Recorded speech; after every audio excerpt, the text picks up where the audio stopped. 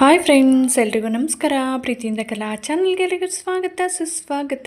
ಹಾಗೆಯೇ 90 days diet ಚಾಲೆಂಜಲ್ಲಿ ಇವತ್ತು 20th day ಅಂದರೆ 20ನೇ ದಿವಸ.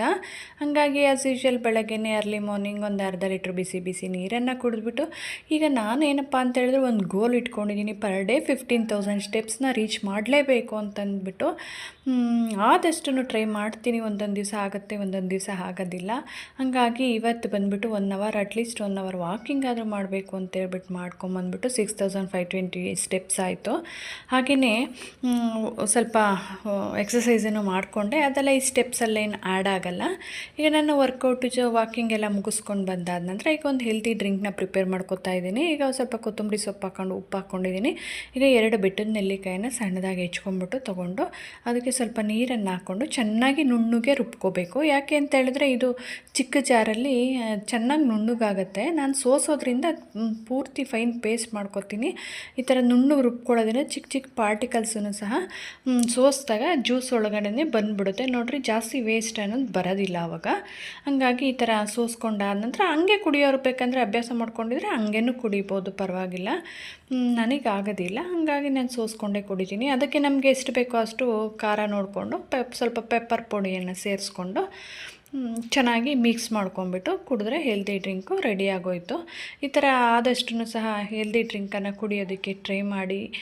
ಏಕೆಂತ ಹೇಳಿದ್ರೆ ಒಳ್ಳೆಯದನ್ನು ಬೇಗ ರೂಢಿಸ್ಕೊಳ್ಳಲ್ಲ ಜನಗಳು. ಹಾಗಾಗಿ ಅಭ್ಯಾಸ ಮಾಡ್ಕೊಳ್ಳಿ, ಅಭ್ಯಾಸ ಆಗುತ್ತೆ. ದಯವಿಟ್ಟು ಒಂದೊಂದು ದಿವಸ ಸ್ಕಿಪ್ ಆದರೂ ಪರವಾಗಿಲ್ಲ, ಅಭ್ಯಾಸ ಮಾಡ್ಕೊಳ್ಳಿ. ಈಗ ಬಂದುಬಿಟ್ಟು ಮೀಲ್ನ ಪ್ರಿಪೇರ್ ಮಾಡ್ತಾಯಿದ್ದೀನಿ. ಈಗ ಬೇಳೆನ ಬೇಯಿಸ್ಕೊಂಡಿದ್ದೀನಿ, ಎಲ್ಲ ತರಕಾರಿಗಳನ್ನೂ ಹೆಚ್ಚಿಟ್ಕೊಂಡಿದ್ದೀನಿ. ಈಗ ಟೊಮೊಟೊ, ಈರುಳ್ಳಿ, ಸ್ವಲ್ಪ ಬೆಳ್ಳುಳ್ಳಿ, ಹುಣಸೆಹಣ್ಣು, ತೆಂಗಿನಕಾಯಿ ತುರಿ ತೊಗೊಂಡಿದ್ದೀನಿ, ಒಂದು 2 ಸ್ಪೂನು. ಇದನ್ನೆಲ್ಲ ರುಬ್ಕೊಂಡ್ಬಿಡ್ತೀನಿ.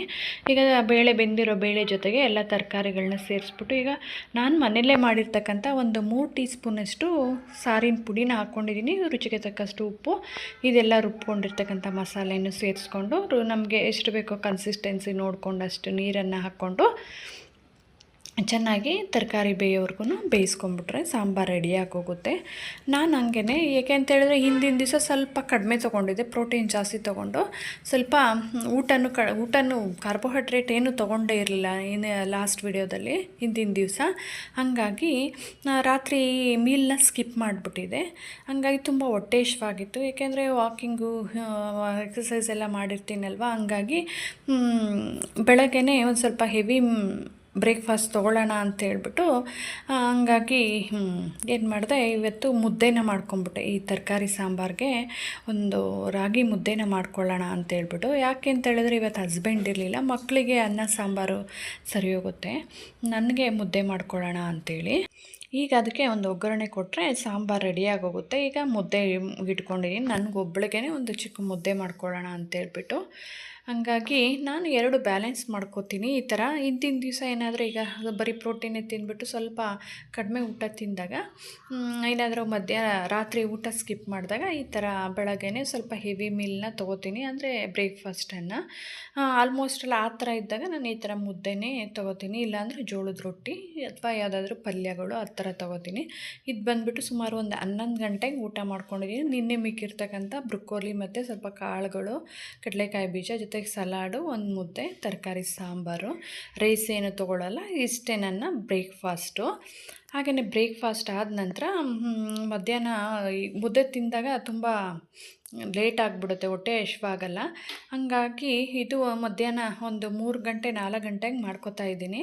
ಇದಕ್ಕೀಗ ಒಂದು 2 ಸ್ಪೂನ್ ತುಪ್ಪ ಹಾಕ್ಬಿಟ್ಟು ಈಗ ಜಜ್ಜಿರ್ತಕ್ಕಂಥ ಈ ನಾಟಿ ಬೆಳ್ಳುಳ್ಳಿನ ಹಾಕ್ಬಿಟ್ಟು ಅದರ ಜೊತೆಗೆ ಚೆನ್ನಾಗಿ ಫ್ರೈ ಮಾಡ್ಕೋಬೇಕು.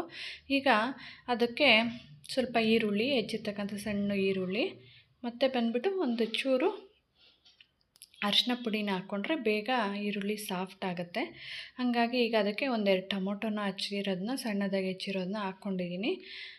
ಅದನ್ನು ಸಹ ಚೆನ್ನಾಗಿ ಸಾಫ್ಟ್ ಆಗೋವರೆಗೂ ಫ್ರೈ ಮಾಡ್ಕೋಬೇಕು. ಈಗ ರುಚಿಗೆ ತಕ್ಕಷ್ಟು ಉಪ್ಪನ್ನು ಹಾಕ್ಕೋಬೇಕು.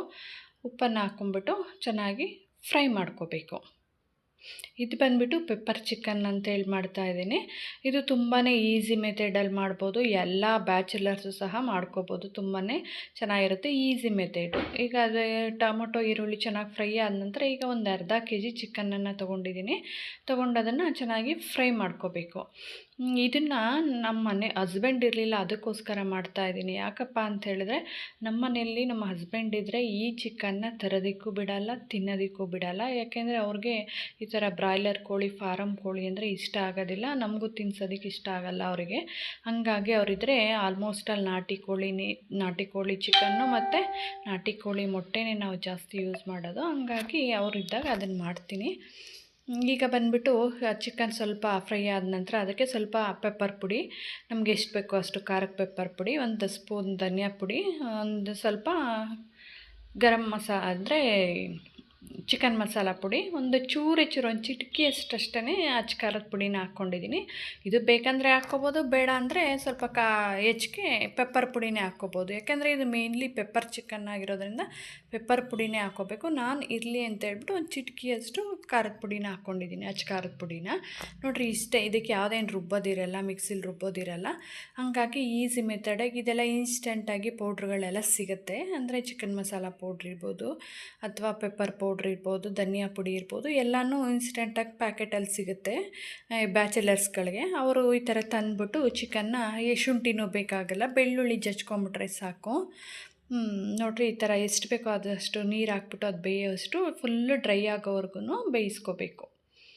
ಈ ಫುಲ್ ಡ್ರೈ ಆಗೋವರೆಗೂ ಬೇಯಿಸ್ಕೊಂಡ್ರೆ ಒಂದು ಪೆಪ್ಪರ್ ಚಿಕನ್ನು ರೆಡಿಯಾಗೋಗುತ್ತೆ. ನೀವು ಸಹ ಟ್ರೈ ಮಾಡಿ, ಸಿಂಪಲ್ಲಾಗಿರುತ್ತೆ. ಯಾರಾದರೂ ಅರ್ಜೆಂಟಾಗಿ ಬಂದಾಗಲೂ ಸಹ ಯಾವುದೇ ರುಬ್ಬೋ ಕೆಲಸ ಇರಲ್ಲ, ಬೇಗನೆ ಮಾಡ್ಕೊಂಬಿಡ್ಬೋದು.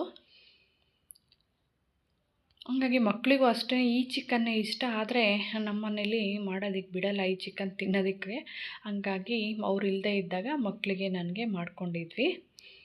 ಹಾಗಾಗಿ ಇದನ್ನೇ ಸಲಾಡ್ ಜೊತೆಗೆ ನಾನು ತಿಂದ್ಕೊಂಡಿದ್ದೆ. ಅಂದರೆ ಲಂಚು ಮತ್ತು ರಾತ್ರಿ ಡಿನ್ನರ್ ಇಲ್ಲ, ಲಂಚ್ ಅಷ್ಟೇ. ಯಾಕೆಂದರೆ ಇದು ಚಿಕನ್ನು ಸ್ವಲ್ಪ ಈ ಚಿಕನ್ ನಾನ್ ವೆಜ್ ಏನಾದರೂ ತಿಂದಾಗ ನಾನೇನು ಬೇರೆ ತಿನ್ನಲ್ಲ. ಹಂಗಾಗಿ ನನ್ನ ಡಿನ್ನರ್ ಇದೆ. Thanks for watching.